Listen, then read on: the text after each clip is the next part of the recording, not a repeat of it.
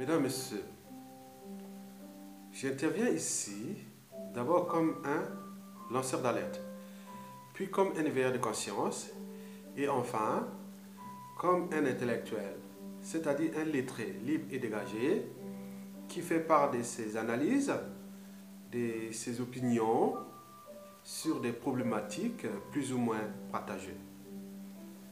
Mesdames, Messieurs, pourquoi la France risque d'être chassée du Congo-Brazzaville après la chute de son sous-traitant négrier au Congo, le voleur et assassin génocidaire et haute trahison, le monsieur Denis Sassou Nguesso, qui à son compteur a déjà 33 ans de dictature et 40 ans de traîtrise contre le peuple congolais. Pour commencer, je vais d'abord vous faire quelques rappels d'erreurs géopolitiques historiques que la France a commises au cours de ces dernières années, et notamment dans le bassin du Congo. Notons au passage que le bassin du Congo regroupe plusieurs pays, et notamment une partie du Nigeria, le Cameroun, ça prend le Cameroun, le Tchad, la Centrafrique, l'Ouganda, la Guinée équatoriale, le Gabon, la République du Congo-Brazzaville, la République démocratique du Congo, Kinshasa, une partie d'Angola, la Zambie, Tanzanie, Burundi, Rwanda, et je vous ai dit aussi l'Ouganda. Voilà, bref. C'est un grand bassin qui est au cœur des enjeux stratégiques du monde de demain, et surtout au niveau économique, parce qu'il faut dire que c'est des territoires immenses. Déjà ce bassin est au premier rang africain et aussi il est au premier rang africain de tous les classements au niveau des minéraux, au niveau des réseaux hydrographiques, des forêts, des écosystèmes faunistiques et floristiques, la biodiversité, au niveau des énergies fossiles telles que comme le pétrole, le gaz. C'est tout ce qui tourne le bassin du Congo, c'est-à-dire ce qu'on appelle l'Afrique centrale ou l'Afrique équatoriale. Bon, ce bassin est stratégique pour l'avenir du continent, mais depuis une trentaine d'années est aux mains des mauvais, des êtres stupides, trop stupides pour être utiles à l'intérêt même de la communauté, c'est-à-dire au niveau des libertés fondamentales, au niveau du but même de la condition humaine ou sociale des populations de ces écosystèmes précités. Donc, quand on prend la partie francophone, donc tous les régimes politiques sont à caractère liberticide, antidémocratique, antisocial et surtout criminogène. Mesdames, Messieurs, revenons aux erreurs de géopolitique historique commises par la France au cours de ces dernières années. Par exemple, la première erreur que je peux vous citer, c'est flagrant, c'est celle commise par la France dès 1990 à 1997 en République démocratique du Congo. À l'époque, on appelait la République du Zaïre, c'était les Zaïrois. Le plus gros voisin, je pense qu'il doit faire 2,345 000 km², hein, une population de 100 millions d'habitants, au premier rang de tous les classements, cobalt, uranium, manganèse, cuivre, tous ces minéraux-là sont là-bas.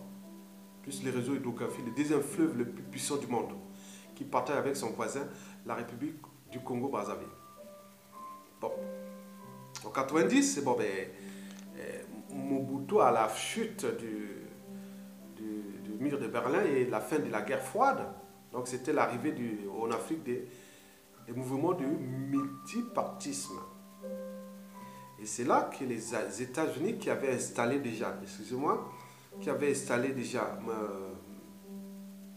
Mobutu au pouvoir dans les années 60 contre Lumumba, Patrick Lumumba, Et bon, il avait abandonné Mobutu. Mais la France venait récupérer, était venu récupérer Mobutu. Donc il a continué à entretenir Mobutu entre 1992 jusqu'à 1997 où il fut éjecté par Désiré Kabila. Et celui-ci, ce monsieur Désiré Kabila, c'est que la France avait maintenu Mobutu au pouvoir pendant ces années-là, qu'il luttait contre ce régime. Et à ce moment, la punition fut immédiate. Donc, une tension diplomatique, géostratégique et économique autre entre la France et la République démocratique du Congo ou l'ex-Zaïre. Vous voyez un gros morceau comme ça, avec des impacts qu'il pourrait avoir sur toute la sous-région. Parce que c'est d'abord une grande puissance de demain, la République démocratique du Congo. Je vous dis que la superficie, c'est 5 fois la France. Donc, vous imaginez, avec tous ces minéraux, toutes ces ressources, et sous cette influence géopolitique internationale. Donc ils ont eu des embrouilles, voilà, donc ça a duré pendant 4 ans avant l'assassinat de Désiré Kabila en 2001. Bon, on ne sait pas les conditions. Est-ce que c'était pas aussi? On ne sait pas. Mais il semble que le Congo-Brazzaville serait impliqué. Et qui était au pouvoir à ce moment-là? Denis Sassou Nguesso, allié de la France. Donc, vous voyez, quand vous... les conséquences que je vais parler par la suite, c'est tout ça. Donc, quand il y a un pays, entre les voisins, s'il n'y a pas d'alliance ou autre, mais celui qui vous pouvez placer un autre à côté peut être éliminé facilement. Vous voyez ça en Afrique. Donc, les conséquences furent... en 2001, bon, ben après, bon, je ne sais pas, aujourd'hui, les relations me semblent qu'ils sont bonnes avec Joseph Kabila, un autre pion qui a été placé là pour les intérêts d'abord des Américains, mais aussi des Français peut-être. Mais aujourd'hui, les Américains semblent un peu dubitatifs contre lui, donc il va partir, comme au temps de Mobutu, quand les Américains ne soutenaient plus Mobutu. Voilà, donc ça va être, c'est le cas aussi de Joseph Kabila actuellement.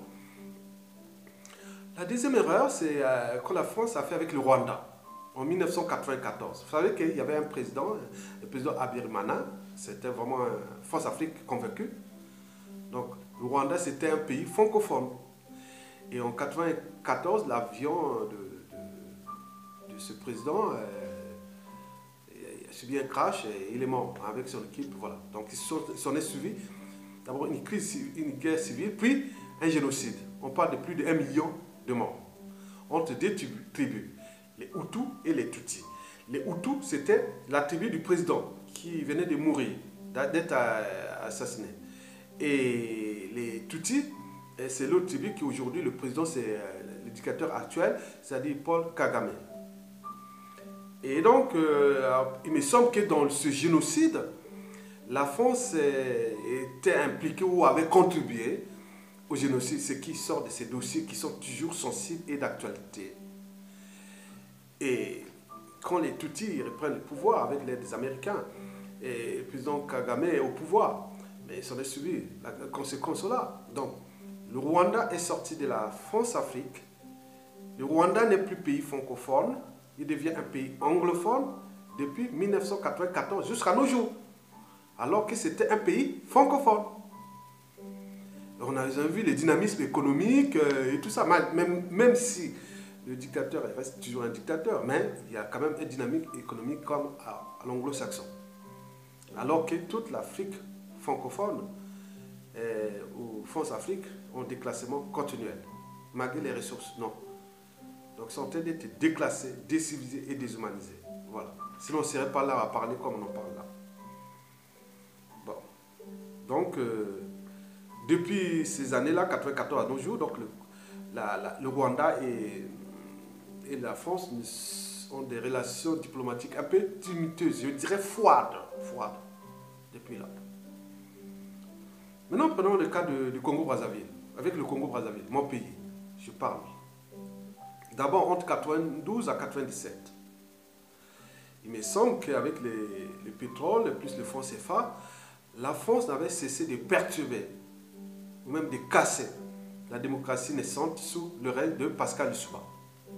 il s'en est suivi un coup d'État en 97. Ce coup d'État qui a été préparé depuis la France, par les éléments français, en complicité avec les réseaux pétroliers de Elvou Total de l'époque. Voilà. Donc, dans ce coup d'État organisé par la France, donc Sassou Nguesso revient au pouvoir par les armes. Il s'en est suivi des opérations qu'on appelle l'opération Mouébara 1, 2 et RPS. Donc l'opération Mouébara, c'est la mère, le nom de la mère du dictateur Sassou Nguesso. Imaginez le cynisme du monsieur.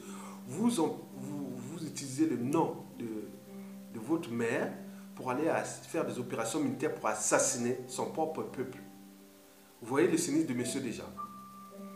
Donc, opération Mouébara 1, 2, 3, voilà, RPS, tu sais pas comme ça, qui ont touché les quartiers sud, tous les sud du Congo, qui représentent quand même 2 tiers de la population du Congo. Les ressources qui sont exploitées dans le pétrole viennent de là-bas. La plupart des infrastructures sont que dans cette partie. Ça représente la grande partie de la haine, des rancœurs qui est entrée dans la mémoire, hein, et aussi dans la conscience individuelle de ces gens-là. Donc, ils sont contre Sassou et la France quelque part là-bas. Donc, c'est un jeu de chat et de la souris. Bon, un jour, 29 du gendarme et du voleur.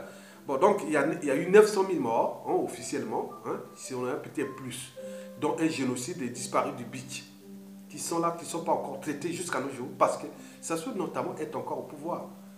Donc, le jour où il partira, bon, à ce moment-là, les dossiers là pourront, parce que ces crimes sont imprescriptibles contre l'humanité. Bon. Donc le Sud est quand même touché, parce que pour eux, ils disent non, la France, avec Sassou Nguesso, est contre les Bakongo. Et c'est entré dans la mémoire. Hein. Moi, je dis, moi je suis du Nord, hein, du côté de Sassou, hein, de la tribu de Sassou, la région de Sassou. Moi, je suis dans mon âme et conscience, je dis qu'il y a des choses, que les conséquences seront durables, seront incalculables. Bon, autant que Sassou est encore là. Bon, ce qui est dans la mémoire, parce que les gens disent, bon, ben, c'est...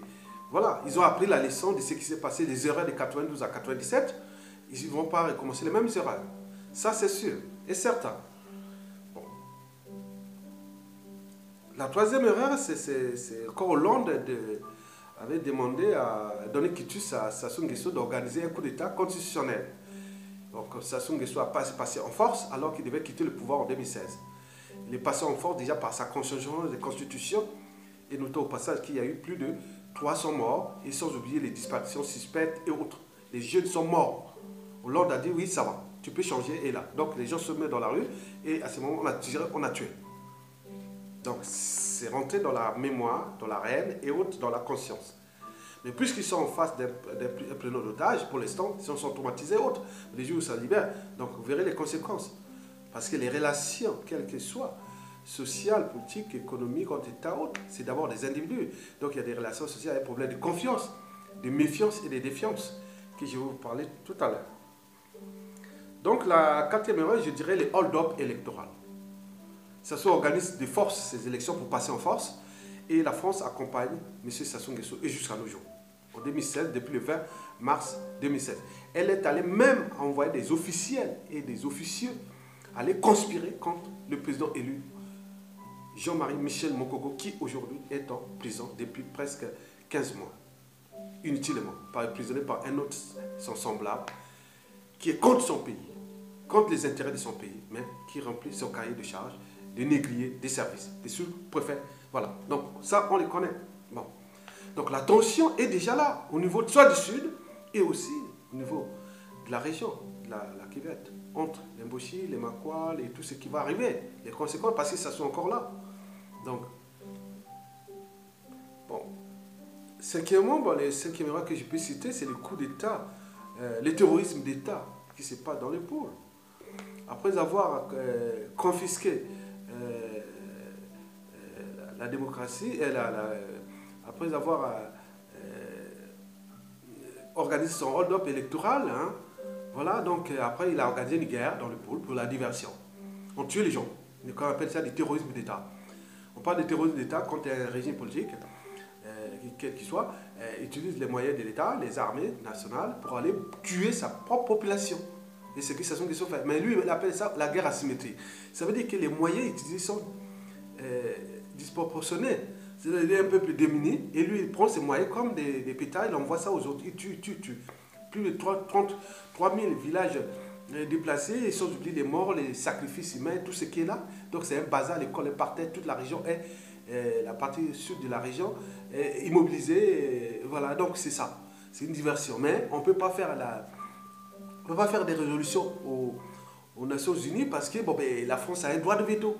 Comme c'est son précaré, hein, qui fut son précaré, maintenant c'est précaré, c'est le précaré, c'est-à-dire la France fut longtemps le premier partenaire économique, diplomatique, stratégique du Congo.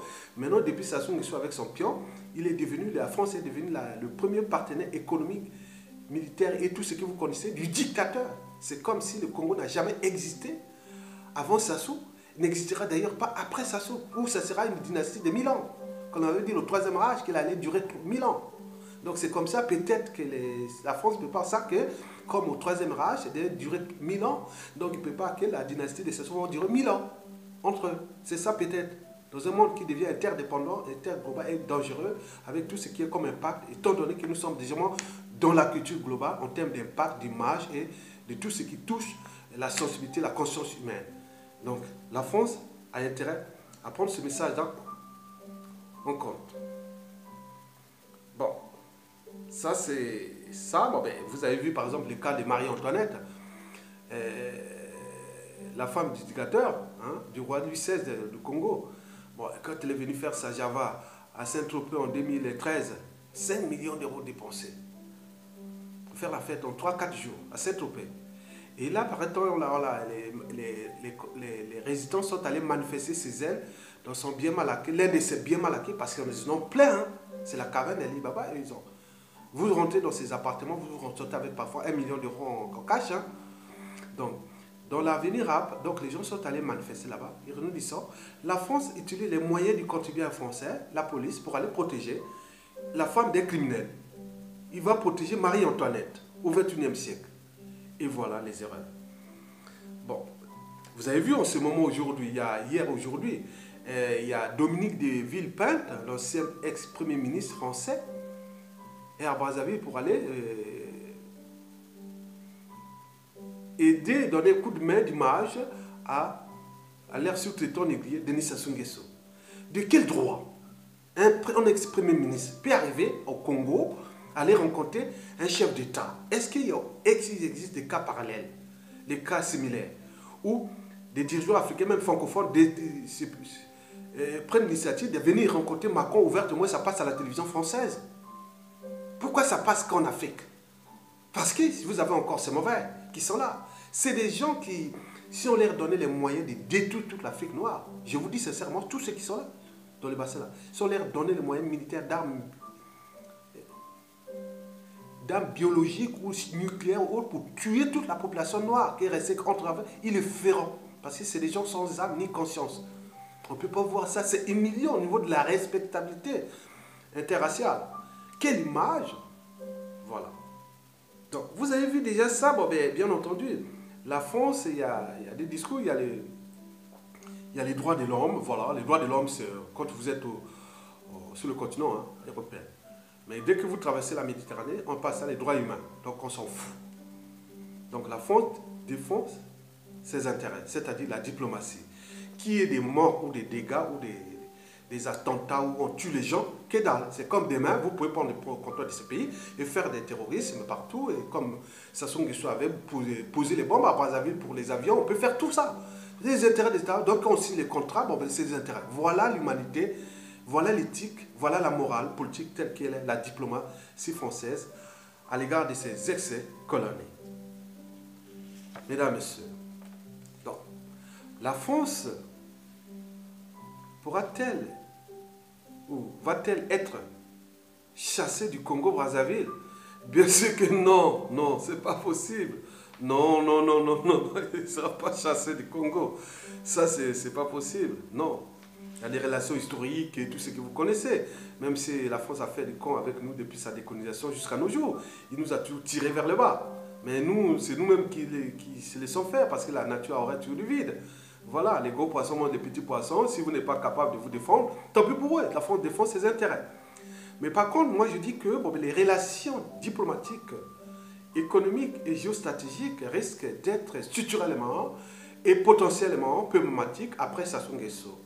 En d'autres termes, ces relations seront soit tumultueuses ou soit froides à cause des erreurs précitées et qui n'ont pas encore fini de nous étonner. Hein? Donc le cahier des charges est encore là, ça continue, la France continue, tant que le monsieur là a encore au pouvoir.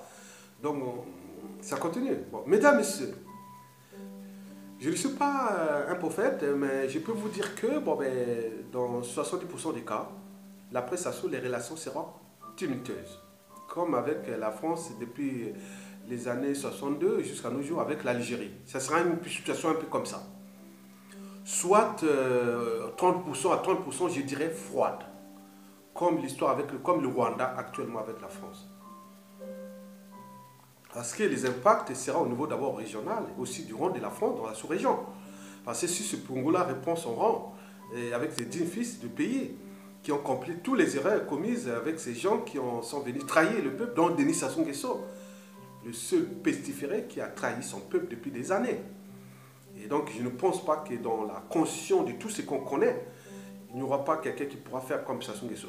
Bon, déjà au niveau du clan, de la famille et de la tribu, personne n'en voudra. Même si la France force un monsieur de sa tribu de Sassou, ce Congo ne marchera pas. Le risque d'implosion sera réel. Et d'ailleurs, on sera d'abord dans un sable mouvant.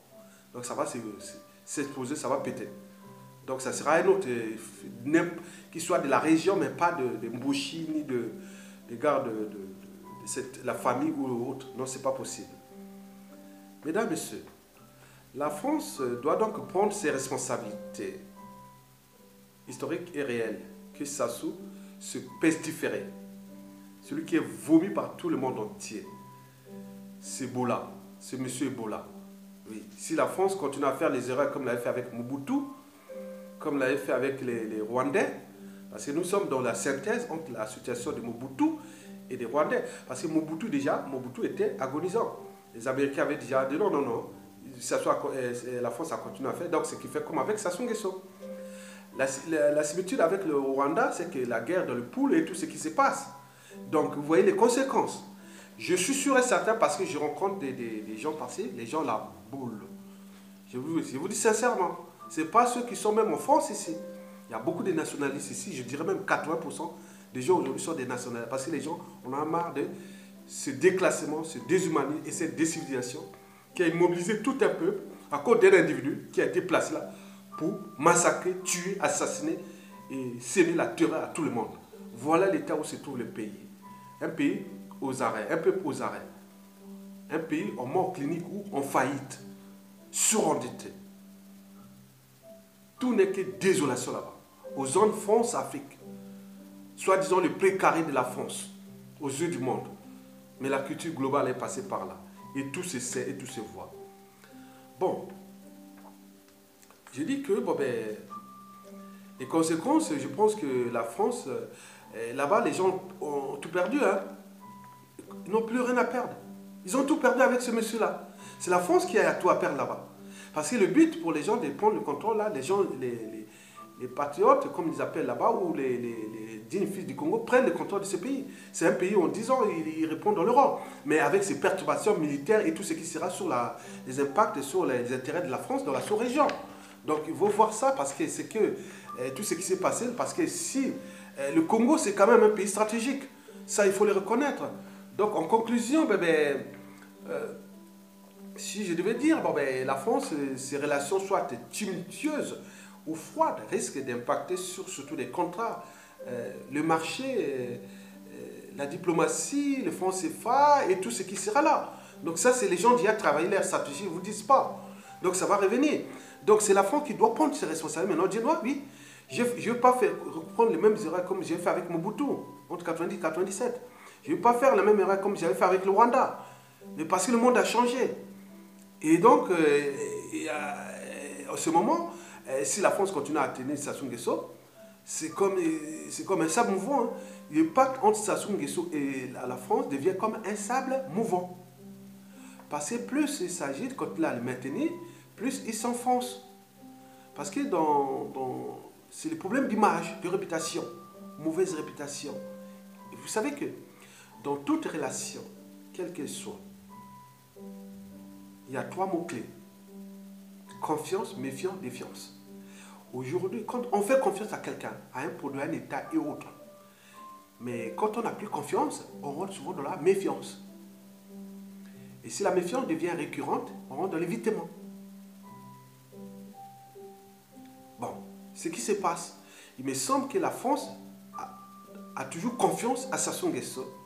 Et celui-ci abuse de cette confiance pour déclasser son pays, déshumaniser son pays et déciviliser son pays. Tuer ses semblables. Et ça marche comme ça. Mais à côté, de l'autre côté, ça crée déjà un climat de méfiance. Déjà au niveau de la diaspora. Mais au niveau du pays, c'est la défiance. Ça, c'est sûr. Défiance vers la France. N'oublions pas le monde diaspora anglo-saxon. La diaspora congolaise, anglo-saxonne et autres, ils n'aiment pas la France. Je vous dis sincèrement. C'est encore que la France a encore ceux qui sont francophones, puisqu'ils sont en France, et voilà, on ne peut rien. Mais là-bas, les gens, ils n'aiment pas, n'aiment plus. Les gens cherchent à sortir de ce bloc francophone. Voilà, donc c'est compliqué, hein, cette histoire-là. Mais les peuples sont éternels, les pays sont éternels. Les hommes passent, les pays demeurent. Si la France a fait ses erreurs, s'il ne corrige pas maintenant, c'est trop tard. Donc c'est le temps de dégager Sassou Nguesso.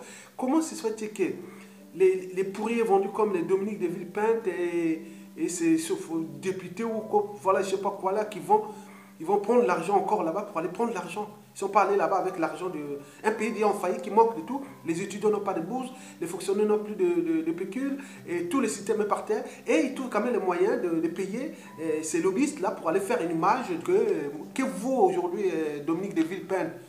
Que dalle, zéro. Peut-être pour les Sassou Nguesso, ils pensent à ce qu'ils vont arriver là-bas. Mais au niveau de la population, de tout le monde, que zéro. C'est vrai parce que chaque fois que vous êtes passé, qui s'assemble, se ressemble. Voilà, qui partit avec un criminel et pire qu'un criminel. Donc tout ce qui voit avec Sassou, qu'on voit avec Sassou, c'est pareil. C'est fiché comme ça. Donc arrêtez de prendre que diplomatie. Donc le risque est là, c'est-à-dire éviter. Si la France veut continuer à garder des bonnes relations avec ce pays-là dans l'espace et le temps, donc il doit éjecter vite son sous-préfet tout de suite. Ne pas continuer à l'entêter comme ça.